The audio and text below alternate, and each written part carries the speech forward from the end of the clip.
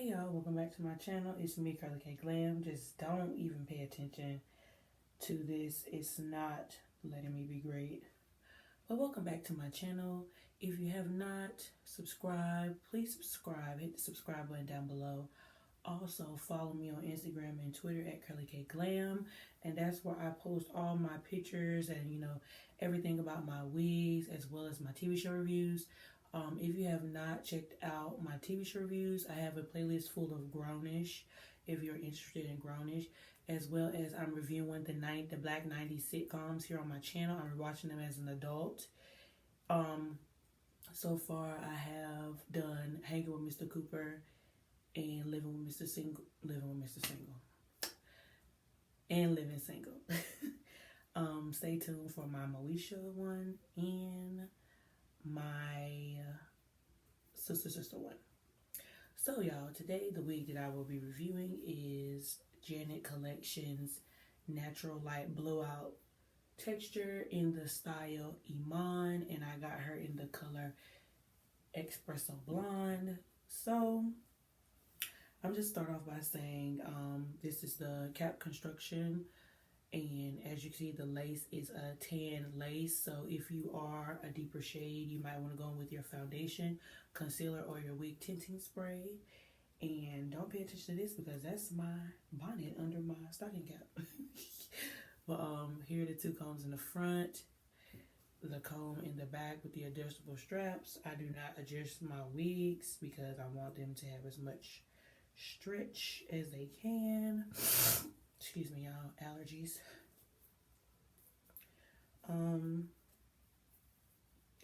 If this will let me be great, like seriously. But I just want to talk to you about a few things that I noticed about Iman. I decided to review Iman after the fact until the hype went down. I wasn't as in a rush to get this wig because I just felt like I wasn't sure yet if I liked it or not. So I watched a few reviews and then I went back and forth with myself. And then of course Janet Collection just released this new collection with Kasia and all those other wigs. So I was like, let me go ahead and get Iman since I'm doing a few wigs from that line as well. And already we're starting off with shedding. That's the number one thing I wanted to speak about on this wig, is that it sheds a ton. And I think it's because of the texture. Number two, the texture. Like, this is probably one of the roughest natural texture wigs that I've purchased.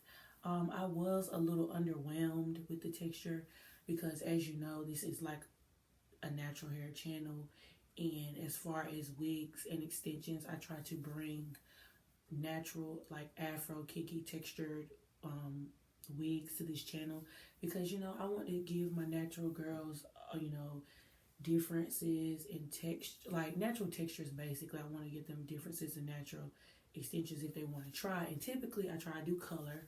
So as you see, I got this Espresso Blonde. I did go over this wig with my hot comb. This wig was a little humpy right here, and still on this side it still is a little humpy. This is how far the parting space goes back. I like the parting space. The parting space was nice. I did go through, as you can see, it's not really P-Puck, but they did a little something like right here. But as far as the wig is concerned, it is pretty much a full hairline all the way around. But I don't wear my wigs to necessarily show the hairline because typically if you want to do that, you would wear a frontal or something.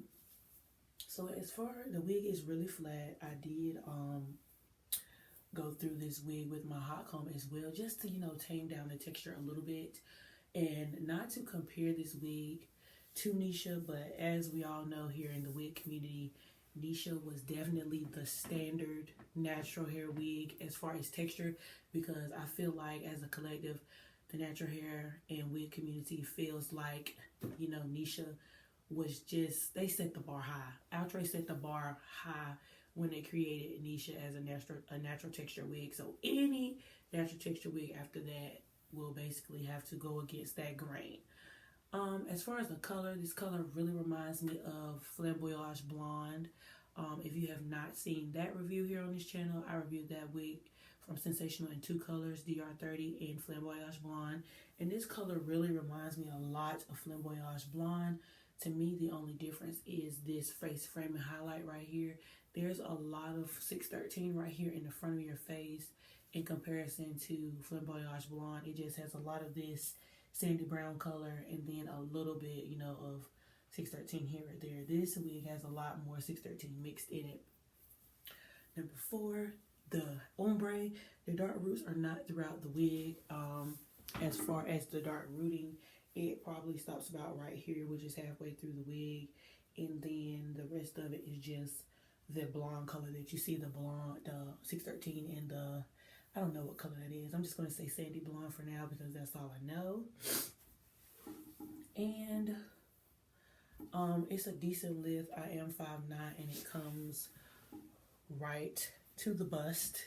So it might come down longer on someone shorter, but since I'm kind of tall, it falls on me differently. I think as far as length, this is a pretty natural, everyday length. Do I consider this an everyday wig? I could, if you, maybe for girls who are not into color, to get it a natural color, yes. Do I recommend this color? Not necessarily, because this is actually not the color I wanted. I wanted the light blonde, but silly me, I ordered the wrong color. And I didn't notice that until I got the wig. But I'm not complaining about this blonde because still it adds to a different shade in my repertoire. If I could describe what this hair feels like other reviewers have said, it feels like braiding hair. It feels exactly like free tress, two-time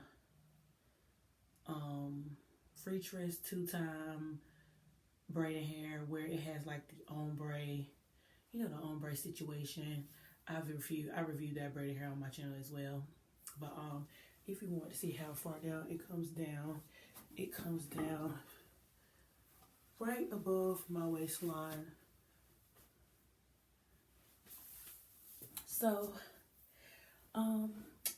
would I purchase this wig again? Because I have a thing about purchasing wigs again if I really like them, especially in different colors. I don't think I would necessarily purchase this wig again. It's not a bad buy, but I just don't care for the texture. But overall, the wig is beautiful. It is well constructed. I think because of the texture, it's going to cause a lot of shedding. So if you want to go through and lightly press this wig through, not to strip it and make it silky, but to lighten it, just to change the roughness of it, to make it a little bit more softer, I will go through with my, if you have one, a Revlon brush on low, or just go through and paddle brush your wig with your blow dryer on low. Like I told you, I did go through my wig with my hot comb, and it kind of, you know, manipulated the strands a little bit, but it's still overall very dry. Yeah, yo, I think that's all I have for you today on this wig. Like I said, overall, I like the wig. I like the construction of the wig, and I like the color for the most part. Not the color I wanted, but this color is still cute. And I like the parting space.